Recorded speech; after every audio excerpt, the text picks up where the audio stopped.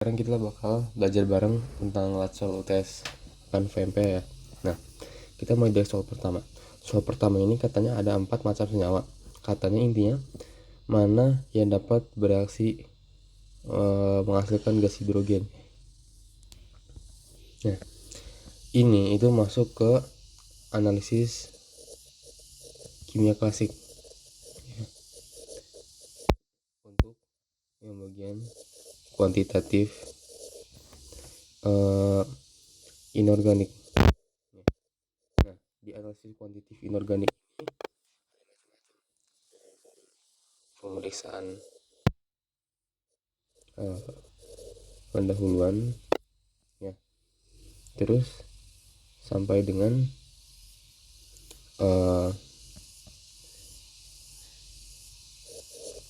ada namanya uji H2SO4 ya, yang menghasilkan gas hidrogen. Nah, di antara 4 ini mana yang bisa menghasilkan H2SO4? Kalau gue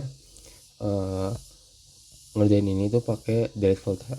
Nah, ini misalnya jawabannya tuh ini ya. Nah, ini tuh sebenarnya reaksinya kalau gue tulis tuh Zn dalam bentuk solid ya, ditambahkan dengan H2SO4 aqueous. Nah, ini menghasilkan jadi apa? ZnSO4 dan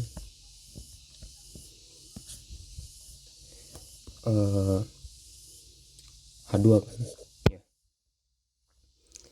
Ini kalau gue tulis ulang bakal jadi gini enaknya, Zn ditambah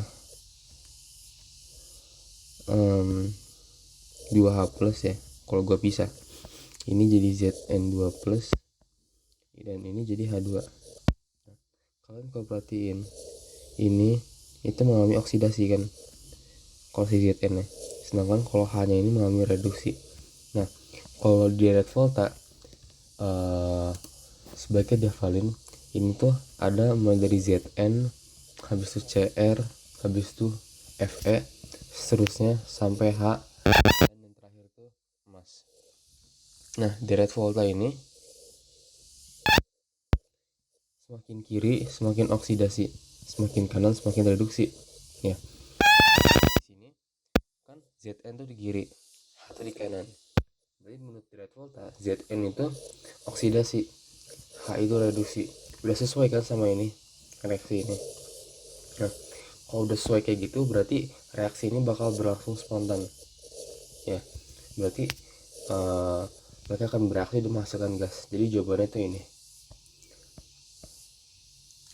Kenapa bukan Cu ya?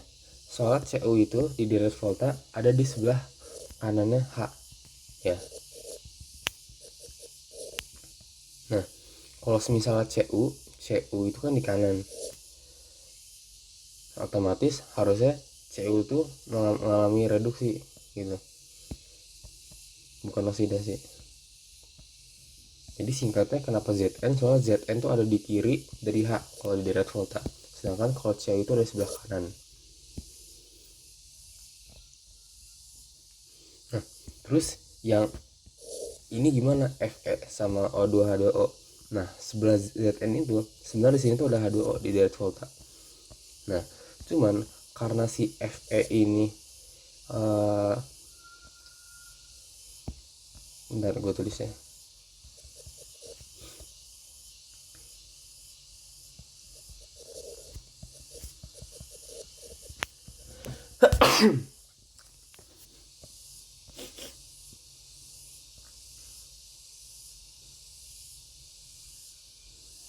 Ini jadi apa ya?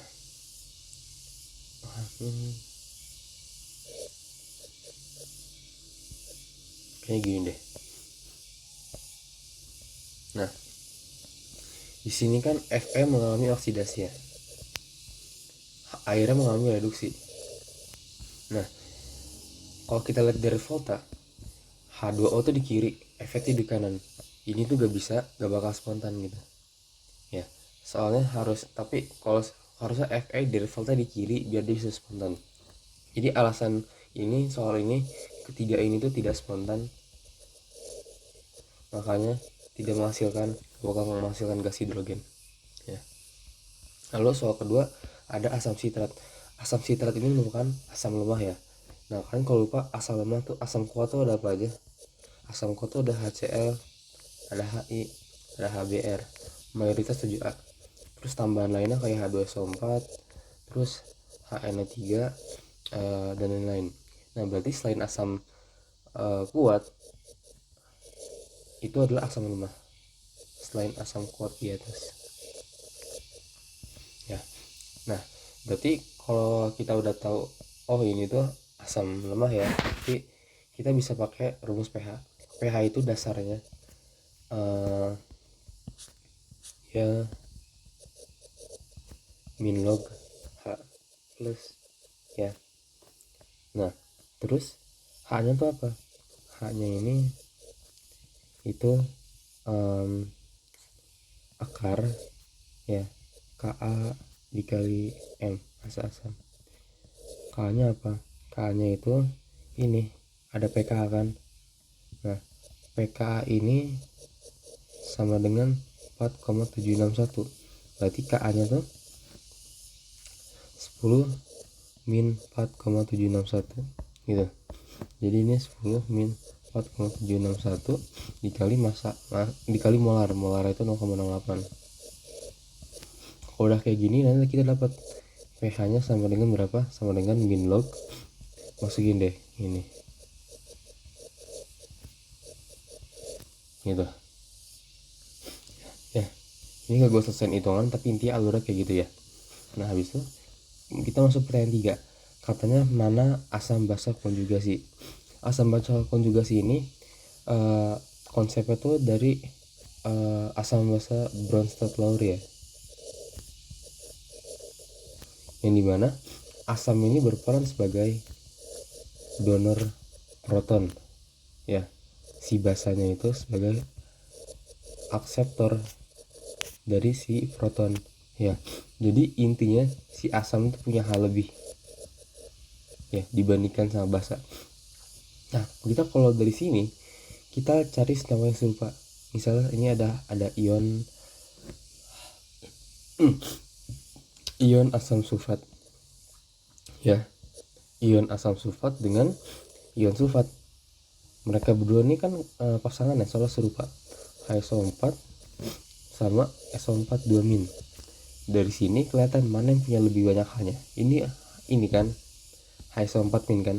Nah berarti dia ini sebagai asam ya, dan dia di sini sebagai pasangannya basa konjugasi. Lalu kemungkinan kedua ada dua ini kan ya, H2O sama H3O plus. H2O sama H3O plus, banyakkan mana hanya ini kan. Nah makanya di sini tuh H3O plus tuh sebagai asam dan air itu sebagai, berarti H2O ini sebagai basa ya, ini berarti asam konjugasi. Nah dari sini kira-kira mana jawabannya? Ini nggak serupa, terus ini gak serupa. Mana ya antara, oh ini gak serupa. Nah berarti ini jawabannya ya, soalnya HSO4 sama SO4 mirip kan. Nah dengan HSO4 itu sebagai asam, SO4 itu sebagai basa konjugasi. Nah lalu kita lanjut ke soal 4 ya. Soal 4 ini katanya untuk mengekstraksi yodium dalam air menggunakan karbon tetraklorida.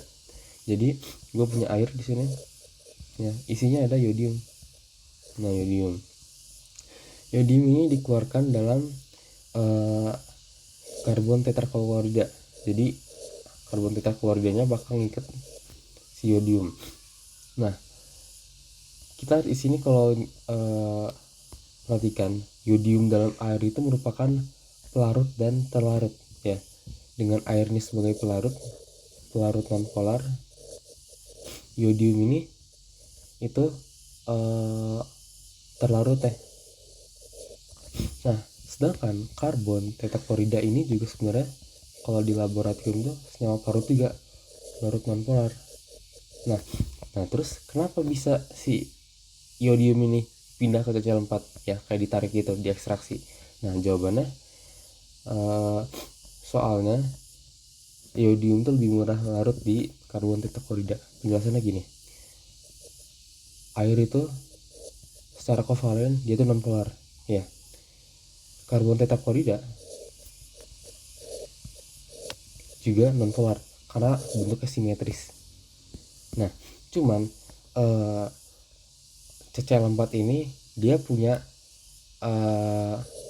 katakanlah lebih nonpolar karena lebih elektronegatif sehingga bisa menarik iodium dibandingkan H2O gitu. Jadi jawabannya iodium itu lebih murah larut dalam tetraklorida karena CCl4 lebih nonpolar. Jawabannya kayak gitu. Nah, sekarang di sini ada elektrokimia. Katanya hitung potensial standarnya kayak gini. Oh, ini ada potensial selnya. Cu itu 0,34, Fe itu 0,44. Nah, kalau kayak gini kita lihat dari reaksi dulu. Cu ini mengalami apa? Oksidasi ya, benar. Lalu Fe ini mengalami reduksi. Nah, rumus potensial sel. Reduksi dikurangin oksidasi. Ya. Yang mengalami reduksi itu apa? Fe. Fe itu berapa? Ini ya, potensial selnya minus 0,44 ya. Terus dikurangi potensial oksidasi. Berarti siapa yang mengalami oksidasi? Cu ya. Cu itu dia 0,34 potensial selnya. Nah, berarti ini sekitar berapa nih? Minus 0,78 volt ya. Nah, kalau di sel volta itu ada E positif, ada E negatif. Ya, ini lebih dari 0, ini kurang dari 0. Nah, cuman kita katakan kalau potensial positif dia itu spontan dan bisa bereaksi. Kalau negatif berarti dia kita katakan tidak spontan ya, dan gak bisa bereaksi ya, bakal mengendap aja itunya atau gagal bereaksi nanti reaksinya. Nah, dari sini kita bisa katakan jawabannya itu gak mungkin bereaksi soalnya negatif. Kira-kira mana jawabannya? Ya, tidak mungkin bereaksi karena potensial sel negatif. Nah, kita bisa lanjut ke soal selanjutnya. Soal nomor 6. Ada sasarin dalam tablet, terus dihitung kemudian. Nah, jadi ceritanya kayak gini. Ada sebuah tablet ya, isinya tuh si sasarin ya. Terus kita oksidasi sampai akhirnya sasarin kan mengandung es ya, sulfur. Nah, diendapin lah jadi BaSO4 dan senyawa lainnya. Secara notasi reaksi kimia gue bakal tulis rapinya gini. Mana ya, bentar gue rapiin.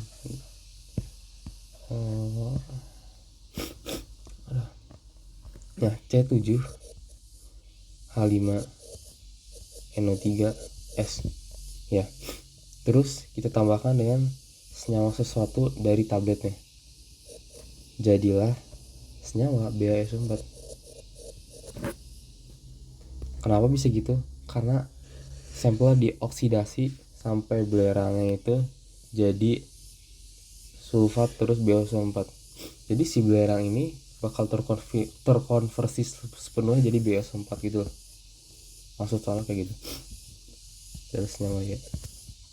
Nah, katanya hitung kadar sasarin. Nah, karena kita mau ngitung kadar sasarin, nah kan kita tahu kalau tablet itu masanya berapa nih ya, 0,122 gram. Oke. Habis itu kita perlu cari sasarin. Ini sasarinnya. Sasarin dia belum diketahui kan berapa mol di sini. Karena kita di sini sasarin tuh gak tahu, kita bisa cari dari BaSO4 secara stoichiometri karena mereka ini 1:1 ya, perbandingan molnya. BaSO4 kita coba cari ya, molnya sama dengan BaSO4 katanya 0,1 gram ya. Terus mR BaSO4 berapa? 137 ditambah 32 ditambah 64. Bentar gue hitung. Ini 0,14 dibagi 137 ditambah 32 tambah 64. Nah, sekitar 0,0006. Ya benar, ini gini. Nah, karena BOS4 di 0,0006 mol, berarti ini juga kita katakan 0,0006 mol. Ya. Habis ini kita bisa dapat ya massa sasarin sama dengan mol dikali mr ya. Molnya itu 0,006. Nah iya, terus mr berapa? Di 7 kali 12 tambah 5 ditambah 14 ditambah 3 kali 16 ditambah 32 ya. Jadi ini gue malas ngitung. Jadi intinya nanti gimana cari kadar itu sama dengan massa sasarin yang kita dapat dari sini ya, udah dihitung per massa tablet. Massa tablet itu 0,122. Nah jangan lupa ini kita dikali 100% ya, soal minta persentase. Nah nomor 7 katanya perbandingan konsentrasi natrium asetat dan asam asetat dalam larutan buffer. Nah larutan buffer itu kita perlu tahu kalau ada namanya syarat buffer. Syarat buffer ini itu yang pertama ada dua kemungkinan. Yang pertama tuh ada asam lemah ditambah garam dari basa kuat, atau kemungkinan ini dalam kutip harus berlebih ya. Habis itu ataukah kemungkinan kedua ada basa lemah dan ada juga garam dari asam kuat. Nah jadi cuma ada dua kemungkinan buffer kayak gitu. Nah rumus buffer apa? Karena di sini konsentratnya itu asam asetat, kita pakai rumus H+. H+ sama dengan Ka dikali konsentrasi asam lemah per garam ya. Ini rumus SMA. Nah kita tahu pH-nya itu 5,56. pH ini rumusnya sama dengan min log H+. Berarti H+ nya berapa? 10 pangkat min 5,56. Bener ya? Nah berarti gini, 10 pangkat min 5,56. Ka nya itu, nah terus kita dapat nih ya kan, karena pertanyaannya itu natrium asetat per asam asetat, berarti ini tuh garam kan, ini tuh asam lemah. Nah jadi pertanyaannya itu apa? Garam per asam lemah kan sama dengan apa? Nah kalau gitu kita tinggal balik aja nih, garam per asam lemah sama dengan 1,8 10 min 5 per 10 pangkat min 5,56 ya. Ini soal pengenceran rumusnya apa? Mol awal dikali volume awal sama dengan ini bukan mol tapi molar, terus molar akhir sama volume akhir.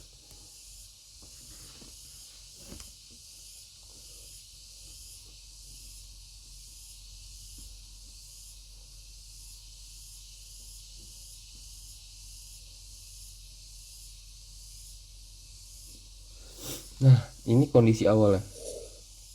Kondisi awal itu katanya ini ada 0,0625, terus volume itu 8 mili, 0,08 tuh ya benar, sama dengan M2 V2. V2 ini ditanya soal. Nah kita nyari ini tuh dari mana? Keluarnya tuh dari pH. pH ini bakal kita rubah jadi OH min ya. pH itu sama dengan apa? 14 min pOH ya. Otomatis karena pH-nya 10, pOH-nya sama dengan berapa? 4. Nah berarti kita tahu OH minnya itu sama dengan 10 pangkat min 4 ya. Nah sekarang kita urai NaOH. NaOH kalau kita pecah jadi Na plus ditambah OH min ya, dengan ini kita tahu konsentrasi OH min itu 10 min 4. Karena perbandingan 1 banding 1 secara stoikiometri berarti NaOH nya 10 min 4. Nah makanya M2 di sini 10 min 4. Nah berarti kalau udah kayak gini kita tahu kalau V2 nya setelah pengenceran adalah 0,0625 ya, ini dikali volume 0,8 ml kita ubah ke liter, habis itu konsentrasi keduanya 10 min 4 ya, kita itu nanti dapat di antara 4 ini. Lalu nomor 9 katanya ada berat ekivalen 0,25. Berat ekivalen anggap aja ini sebagai normalitas 0,25 ya. Terus ini masanya itu 19,125 gram. Pertanyaan apa sih? Pertanyaannya itu katanya berat atom M ya. Jadi pertanyaannya itu adalah AR dari M itu berapa. Nah, clue pertama kita punya normalitas. Normalitas itu sama dengan ion ya, katakanlah ion dikali molar ya. Di sini kita taruh 0,25 diketahui ya. Ionik berapa? Ini kan ada M OH 2 ya. M ditambah 2 OH min. OH minnya nih ada 2 ya. Berarti ionnya 2. Sama kasusnya kayak H2SO4. H2SO4 ionnya 2. HCl ionnya 1. NaOH ionnya 1 dan seterusnya. Kita taruh 2 di sini. Lalu molaritas itu rumusnya apa? Mol per volume ya. Ini kita bagi aja 0,125 sama dengan molnya kita ubah jadi massa per mr. Volumenya kita anggap 1 liter ya, asumsi ya. Kita lanjutin di sini 0,125 sama dengan massanya itu berapa? 19,125. mr nya berapa? mr itu m ya ditambah 2 OH. O itu apa? O itu 16, H itu 1. Nah, nanti kita dapat M sama dengan apa nih? Dikurangin 34 ya. Kita dapat deh nanti ini ARM nya berapa di antara ini. Nah, habis itu uji iodoform. Nah, kalau ini gue lewat dulu soalnya gue belum tahu jawabannya. Nah, kalau buat 11 ini gue kurang yakin jawabannya apa. Tapi kalau gak salah jawabannya maltosa ya. Kenapa maltosa? Karena laktosa sakarosa nih tidak bereaksi dengan Fehling setahu gue. Amilum juga sama kayak ini.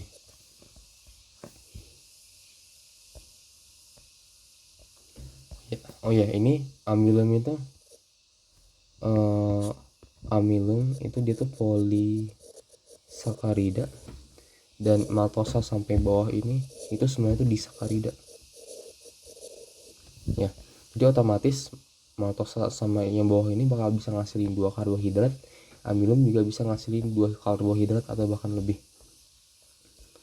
Cuman laktosa sakarosa ini nggak bisa bereaksi dengan Fehling. Jadi walaupun mereka punya terdiri dari 2 karbohidrat yang berbeda, dua monosakarida, tapi mereka karena gak bisa bereaksi sama Fehling gak bakal terurai monosakaridanya. Nah, sekarang pertanyaan kedua, analisis kadar unsur Si dalam silika dapat melakukan dengan melakukan silika dalam larutan. Ini itu merupakan kation ya.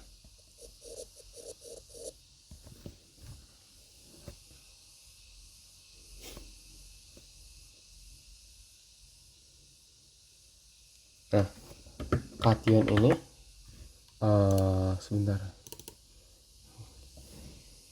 Si di SI apa sih, gue lupa. Bentar, Si 2 plus kah?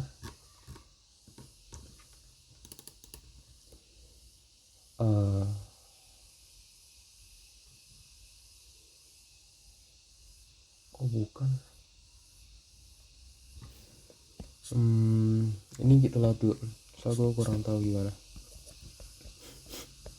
Etil jingga dapat digunakan untuk menentukan titik akhir reaksi asam kuat sama basa lemah ya, kalau nggak salah.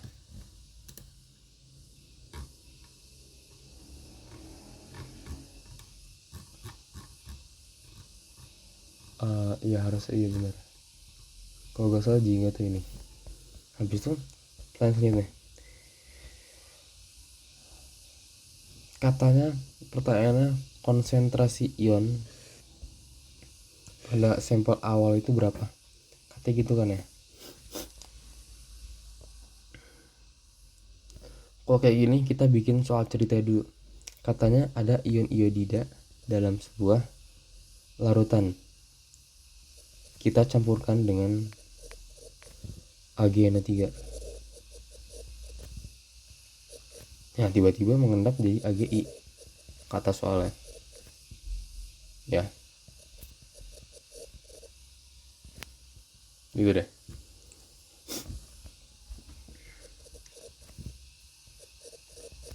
Nah kita bikin mula-mula reaksi sisa. Nah dari soal kita bisa tahu AgNO3 nya ini sekian molnya ini berapa tuh, berarti 0,36. Jadi N sama dengan M kali V kan ya. Berarti mol AgNO3 pas mula-mula itu 0,05 dikali 0,368, 0,05 dikali 0,368, berarti ini mula-mula 0,0184 ya, kayak gitu. Itu clue awalnya. Nah terus kita kalau baca cerita soalnya katanya sisa ion peraknya bereaksi jadi kayak gini. Nah pertanyaannya ion perak itu apa sih? Ion perak itu sebenarnya AgNO3, karena sejatinya AgNO3 ini kita bisa pecah jadi ini kan ya. Jadi sebenarnya AgNO3 ini punya sisanya itu kita reaksikan dengan KSCN ya gitu. Nah terus KSCN itu katanya sebesar 0,281 molar sama 38 ml biar si Ag habis bereaksi ya. Jadi kalau kita cari mol KSCN kita juga dapat mol Ag perbandingan 1:1 mol stoichiometry.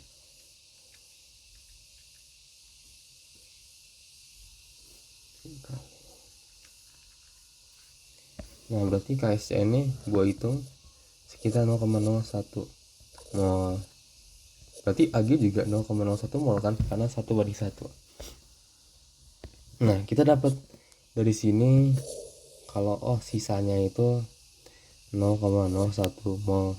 Nah berarti yang bereaksi berapa? Yang bereaksi kan 0,0084 kan ya. Berarti I karena 1:1 sama juga kan ya. Terus karena di sini kita asumsiin ya semua iodida itu terkonversi ke AgI ya. Berarti di sini gak ada habis bersisa. Berarti mula-mulanya juga sama 0,0084. Nah kita dapat mol iodidanya itu sama dengan 0,0084 mol. Nah berarti konsentrasi gimana? Mol per V kan. Berarti 0,0084 mol yang kita dapat dari stoichiometry tadi. Terus volume berapa? 30 ml, 0,03 liter. Ini jawabannya. Lalu selanjutnya nomor 15. 15 ini ada titrasi permanganometri.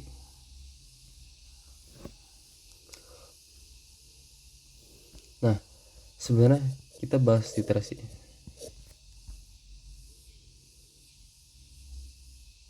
Titrasi itu pada saat ekivalen kita katakan normalitas 1 sama dengan normalitas 2.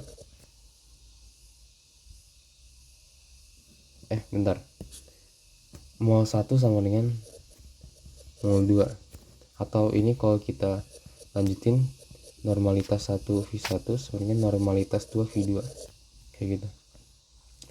Nah berarti NNA2C2O4 ini harus kita samakan dengan mol dari KMnO4 ya. Nah ya udah kita hitung di sini, berarti 0,25 gram dibagi MR berapa?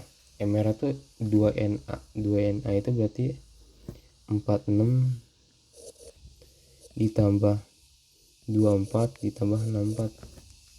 46 tambah 24 ditambah 64 berarti 134.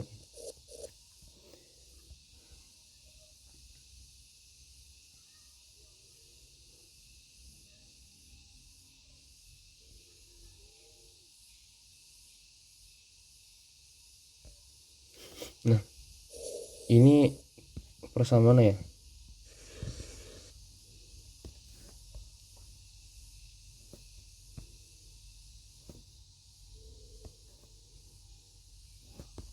Ini berapa? 0,25 dikali 134.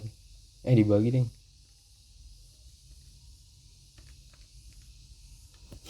Ini berarti 0,00186. Atau gak biar enak ini gue jadi bulatin 0,0002 mol ya. Berarti ini gue taruh salah naruh di sini ya. So kan ini kan kalau gue pecah jadi apa? 2Na plus sama C2O4 2 min kan ya. Berarti kita masukin ke sini mulai. Karena pertanyaannya itu molaritas KMnO4, berarti kita harus cari mol di sini kan ya. Berarti molnya itu sama dengan apa? 2/5 dikali 0,002 ya gitu. Berarti berapa nih? Sama dengan 0,0008 mol. Ditanya molaritas, berarti molaritasnya sama dengan 0,0008 mol per volume berapa? Ini volume ya, 49,8 dikali 10 min 3 liter, ini mol. Jadi gitu. Oke. Nomor 16 katanya ada sampel kayak gini. Langsung aja, katanya pertanyaan itu persentase berat dimetil ini. Kita tulis dulu reaksinya. Kita tulis ulang.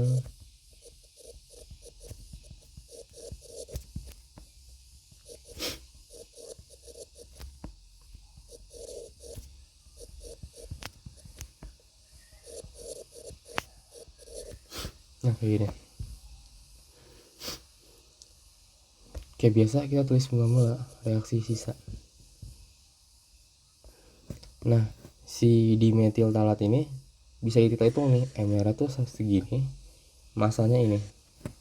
Enggak deh, itu bukan, itu masa sampel berat. Oh gini, kita tahu kalau NaOH nya itu sekian mol, berarti N dari NaOH itu berapa? 0,101 dikali 0,05 ya, 0,05 dikali 0,101 0,0005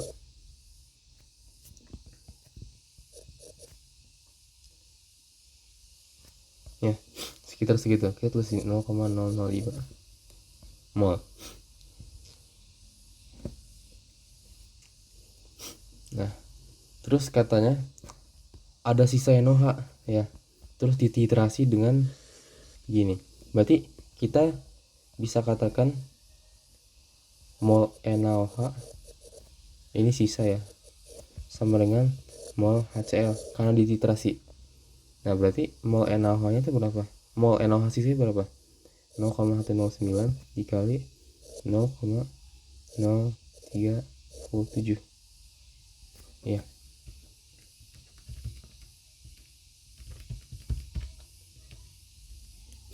Nah berarti 0,003 ya, sekitar segini ya. Berarti ini yang bereaksi itu berapa? Gini kan. Nah terus stoichiometri ini 2, ini 1, berarti yang bereaksi di sini 1. Nah berat sampelnya ini berapa nih di awal? Ini beratnya, ini MR ya, berarti mula-mulanya itu berapa?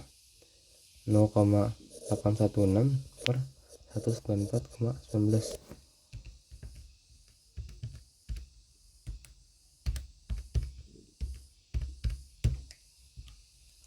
Berarti sekitar 0,004 ya.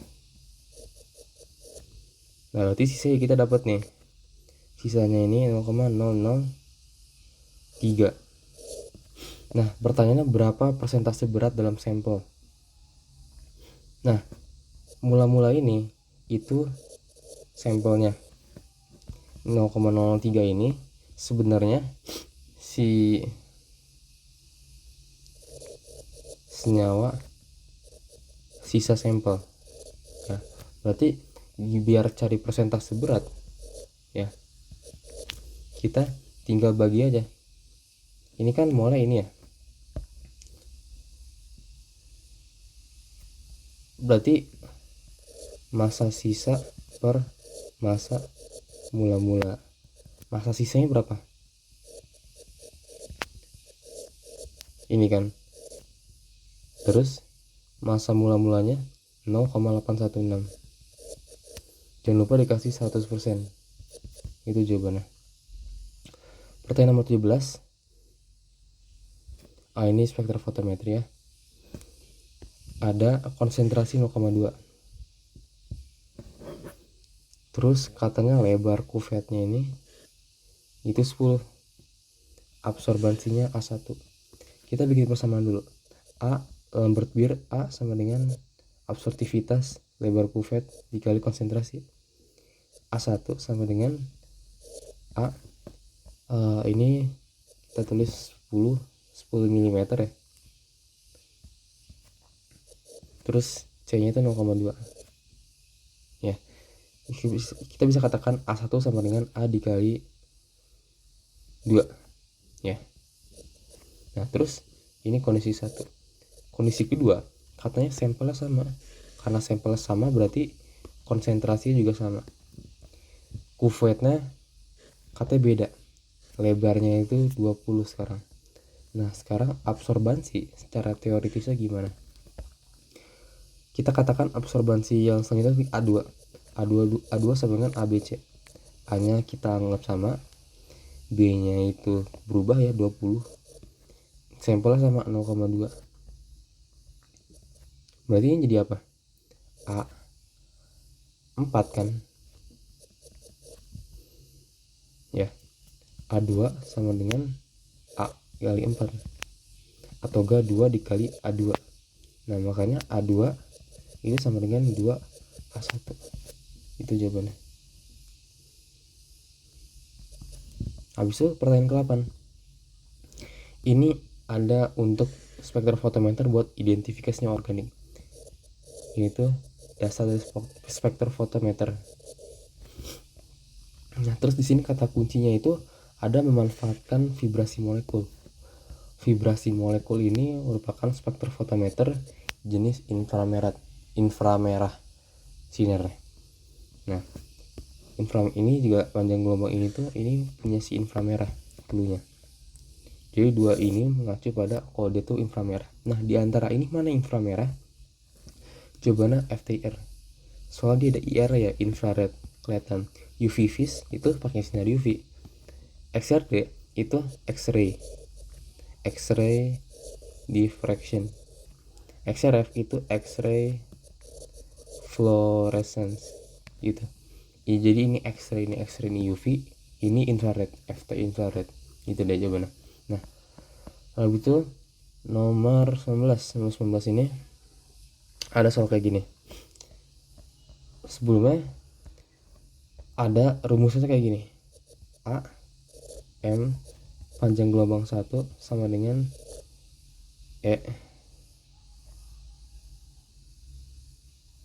X panjang gelombang 1 B CX ditambah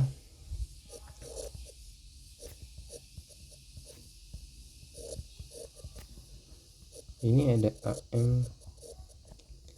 Kita kenalan dulu sama rumusnya dulu ya.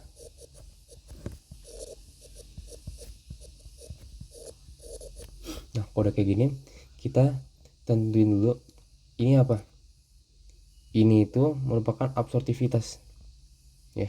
Ini kan sebenarnya A sama dengan ABC kan, Lambert Beer. Ini A, ini si A nya, ini B, ini C, konsentrasi ya, sama aja, cuma beda ini campuran, makanya kayak gini persamaannya. Absorptivitas itu mana? Ini semua absorptivitas. B nya mana? B nya itu ketebalan kuvet 2 cm ya. Terus ini kita dapat dari mana? AM nya. AM itu dari sini nih, panjang gelombang 440 nm tuh ini. Tapi kalau panjang gelombang ini absorbansinya tuh ini. Nah, kalau gitu kita bisa mulai kerjain sekarang. Kita tentuin dulu kalau lambda 1 itu sama dengan 440 nm. Lambda 2 kita sepakati sebagai 545 nm. Nah, terus CX nya itu MN04 min CY nya itu sama dengan CR2O7. Pertanyaan itu pertanyaannya konsentrasi ion permanganat terhadap dikromat. Berarti pertanyaan itu apa? CX per CY sama dengan apa? Gitu. Nah, kalau kayak gini kita bisa mulai masukin nih. Ya. Set. Kita masukin absorbansi pada saat 440 nm. Itu adalah 0,383. Ini. Sama dengan ini ya. 93,8 dikali kuvetnya 2 cm terus CX ditambah ini ya 370 dikali 2 dikali CY. Terus yang kedua itu berapa? 0,651 ya. Terus dengan ini yaitu 2350 kali 2 kali CX. Kalau ini 11 2 CY. Nah, ini kita bakal jadi sebuah persamaan aljabar linear. Persamaan aljabar. Terus kita bisa cari CX-nya, terus hasil akhirnya bakal kita bandingin kayak gini. Ya. Pertanyaan 20. Kemurnian padatan KM04. Kita punya data kalau kuvetnya tebalnya sekian. Ini kuvetnya. Terus awal-awal mula-mula sampelnya tuh ini ya, dengan volume segini.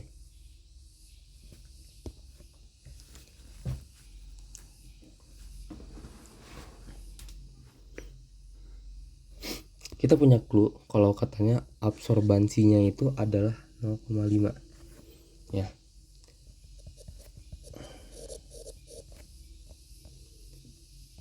Ini ada grafik A terhadap C ya. Kalau misalnya absorbansi 0,5, C-nya berapa?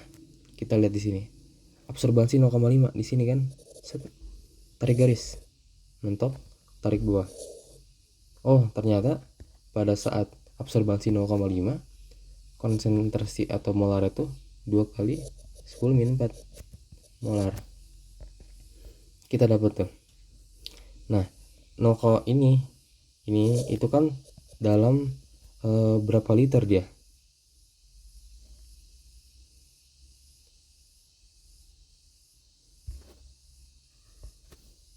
Itu 150 ml ya.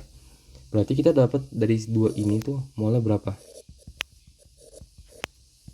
Kita kalikan ya.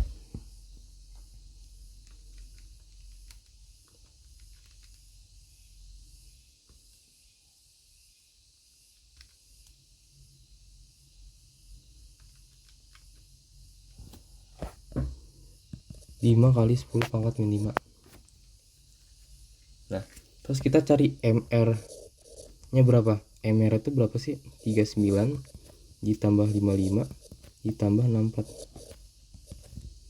39 ditambah 55 ditambah 64, 158.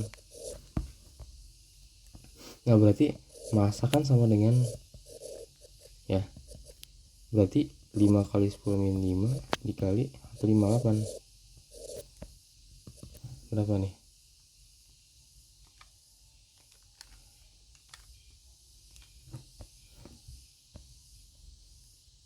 7,9 dikali 10 min 3 gram. Nah, pertanyaannya kemurnian kan? Berarti si 7,9 dikali 10 min 3 ini kita bagi dengan ini.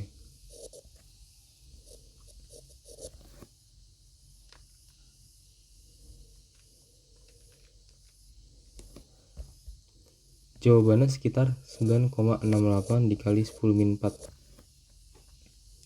Ya, atau sekitar berapa nih? 0,000968. Nah, berarti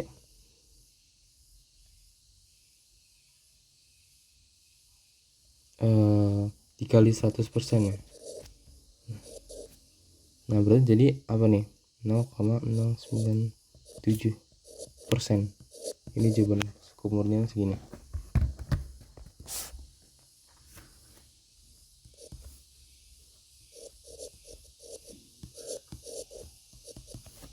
Gitu. Oke. Nah, katanya larutan buffer dengan, lalu pertanyaan selanjutnya, larutan buffer dengan pH kurang dari 7. pH kurang dari 7 ini apa sih? Oh, berarti dia tuh asam. Ya. Berarti dia reaktan asam. Buffer itu kan asam lemah ditambah garam dari basa kuat kan? Atau enggak basa lemah ditambahkan garam dari asam kuat. Dua kemungkinan. Karena ini pH-nya kurang dari 7, maka kita pakai ini. Ya, kita pakai asam lemah sebagai reaktannya. Nah, berarti kita tulis kayak gini, Al asam lemah ditambahkan basa kuat itu bakal menjadi garam dan air. Ya. Cuman syaratnya asam lemah ini harus berlebih dibandingkan basa kuat. Makanya di sini kita cari asam lemah dan garam dari basa kuat. Ini jawabannya. Oke. Habis itu nomor 4, hitung gram iodidum yang bereaksi dengan ini. Iodium.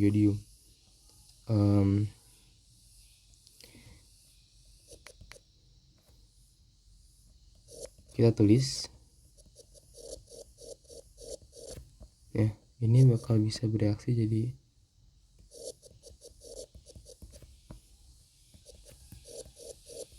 nah, kita kocak kayak gini ya. Kalau udah kayak gini, kita bisa cari mol si ininya Na2S23, habis itu kita pindahin ke sini ya, pakai stoikiometri. Nah, kalau kayak gini katanya ada 0,57 N. N itu apa sih? N sama dengan tadi kita bahas ion dikali molaritas, atau enggak mol per volume, langsung aja 0,57 sama dengan ion. Ionnya berapa di sini? 2 kan. N per V. Molnya berapa? Molnya itu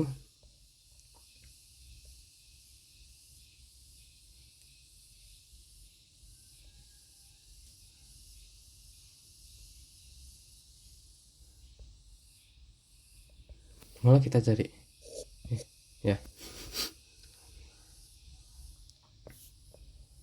per 289 dikali 10 min 3. Nah, ini dapat N nya sama dengan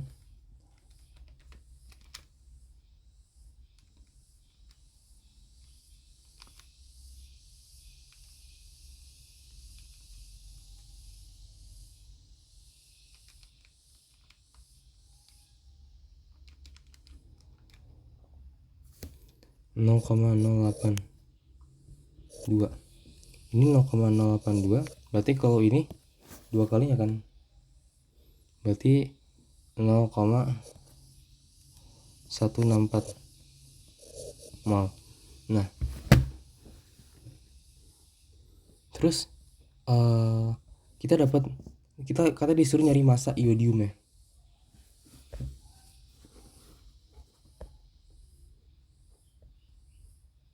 Bukan, ini tuh I2. Nah, iodium bukan ion iodida. Nah, udah kayak udah benar. Nah, habis itu udah N sama dengan M per Mr. Masanya iodium sama dengan molnya berapa? Ini kan 0,164 dikali Mr. Mr iodium tuh I2, berarti I2 dikali 127. Nah, ini dikalikan, nanti bakal dapat jawabannya. Pertanyaan selanjutnya katanya, ini udah ya kita tadi di atas sudah. Ini udah belum ya? Bentar gue cek.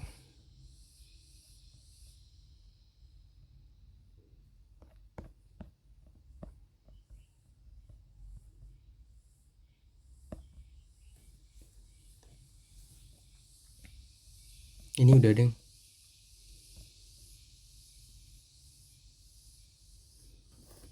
Ini kok gak jawabannya keton, tapi gue gak bisa bahas kenapa, soalnya kayak gue kurang tahu sendiri, jadi kita lewat dulu aja.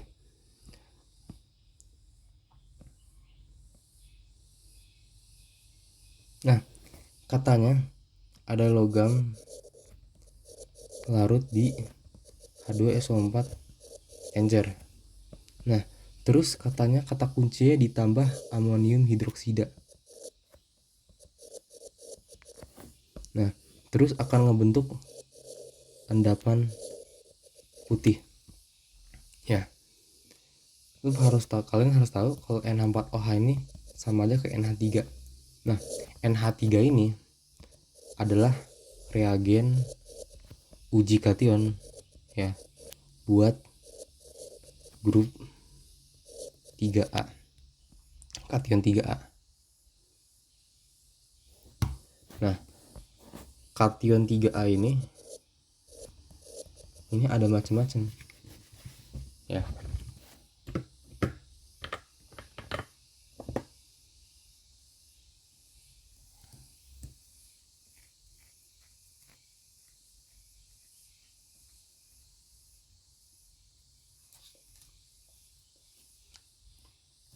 Bentar, mana ya? Kation 3 itu macam-macam. Mulai dari CO2+, terus Fe2+, terus Fe3+, terus Mn2+, terus ada nikel juga, Zn, aluminium, yang terakhir tuh krom, ion krom. Nah, di antara tiga ini mana yang merupakan kation 3A? Zn ya. Pb itu berapa? Pb itu grup 1. Ini bukan grup 3A deh, tapi grup 3 dong. Nah, kalau CaU itu dia grup 2 kation. Kalau Mg dia grup 4. Kalau grup 1 dia tuh reagennya tuh HCl ya, pengujinya. Kalau grup 2 dia reagennya tuh H2S. Kalau grup 4 dia tuh Na2CO3 natrium karbonat. Diapalin ya reagennya. HCl itu grup 1, H2S itu buat grup 2, grup 3 itu NH3 ya. Terus kalau grup 4 tuh natrium karbonat kayak gitu.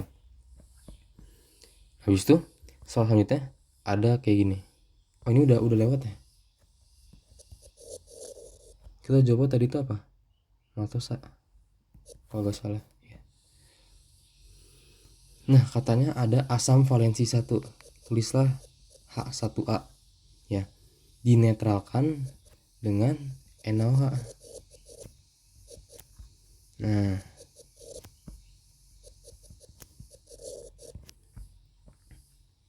kita cari mol dulu nih. Mol dari NaOH itu berapa? 0,152 dikali 24,3 dikali 10-3. 0,152 dikali 24,3 dikali 10/3. Ini jadi sekitar 0,0037. Ya, berarti karena ini 1:1, berarti ini juga sama kan, 0,0037. Ini kan katanya asam kuat ya, hitunglah konsentrasi asam kuat tersebut.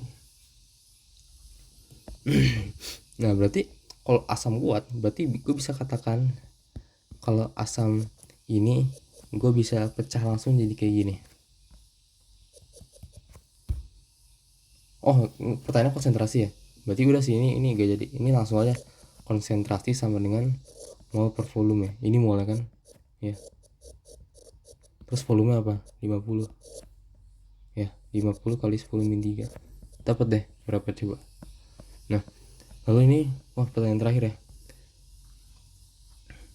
Oh ini udah selesai ya, ini tadi udah nomor 15. Nah berarti itu aja soal-soal buat UTS MPA, lebih banyak ke konsep kimia dasar, jadi tolong pelajari kembali.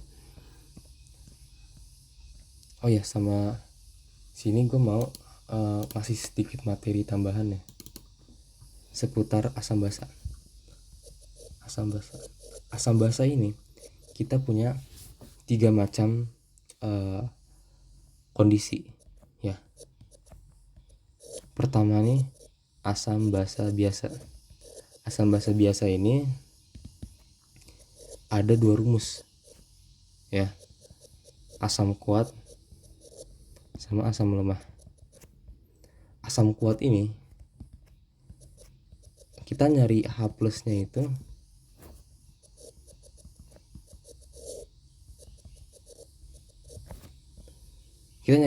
dengan ion dikali massa asam, dikali molar asam.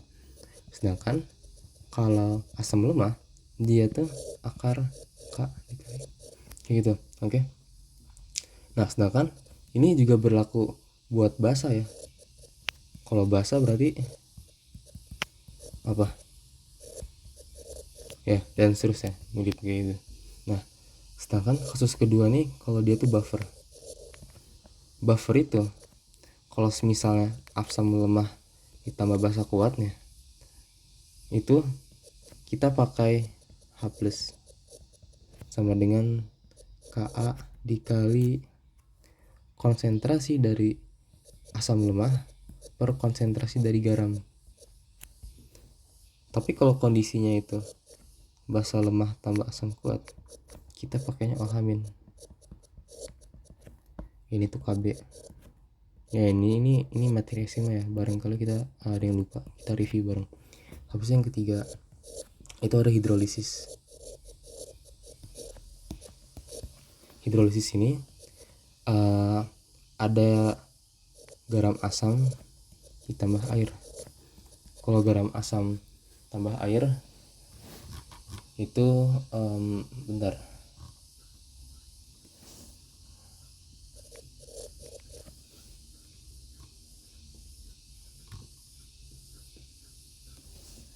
Kalau garam asam kuat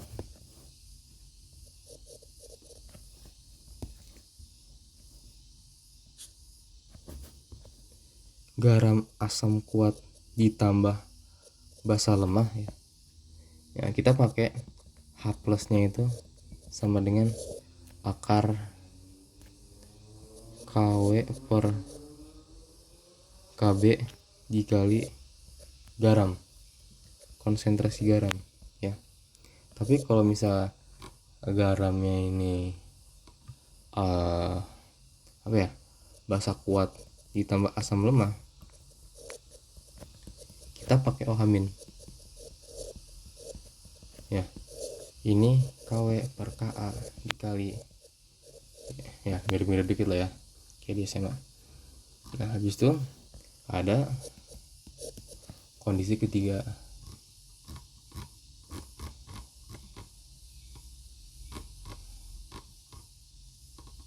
Bentar. Nah gimana kalau misalnya garam asam lemah sama basa lemah ya.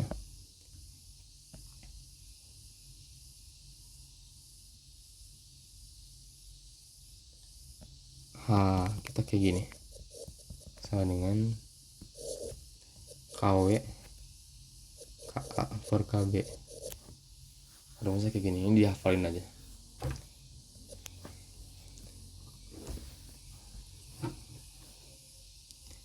Oh ya, PKW itu kan air ya, 10 min 7 ya. Nah berarti KW itu PKW itu 7, sorry. Berarti KW itu 10 min 7. Ini udah konstan, betul ya. Nah pertanyaannya, kapan kita tahu asam basa biasa, kapan buffer, kapan hidrolisis? Nah caranya dengan identifikasi senyawa apa yang direaksin. Kalau kita banyak ngomong kayak asam lemah yang berlebih, ekses gitu, atau gak basa lemah berlebih, kita udah pasti konteks itu buffer ya. Jadi kalau asam lemah tambah basa kuat, basa lemah berlebih tambah asam kuat, itu berarti udah pasti buffer. Hidrolisis itu pasti ngomongnya tuh seputar garam tapi syaratnya harus mengandung lemah-lemah ini ya. Nah jadi kalau misalnya ada garam asam kuat dari basa kuat tambah air, ini hidrolisis bukan, dia masuknya tuh bakal ke asam basa biasa ya. Jadi ini semua rumus atau dikatakanlah cheat sheet buat urusan asam basa nanti. Ini ada soal lagi. Ini ada satu soal lagi ketinggalan.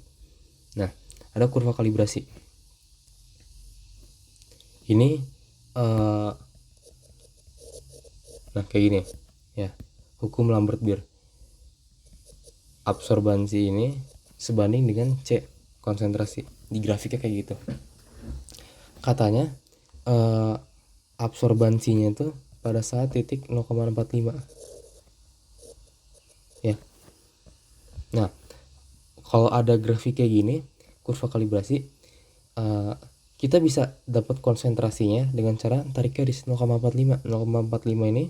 Kalau gue tarik garis ke B, dia bisa gue turunin ke bawah kan ya. Katakanlah sekitar 10 di sini. 10 ada gak di sini 10? Ada nih jawabannya, bener. Konsentrasi CB itu sama dengan 10. Nah kalau A gimana? Kalau A, kalian kalau perhatiin dia di sini tuh nggak nyentuh kan di sini. Nah cuman kalau kayak gini gimana? Apakah kita tarik ekstrapolasi garis A nya terus tabrakin ke bawah keluar grafik? Kita kira-kira jawabannya enggak.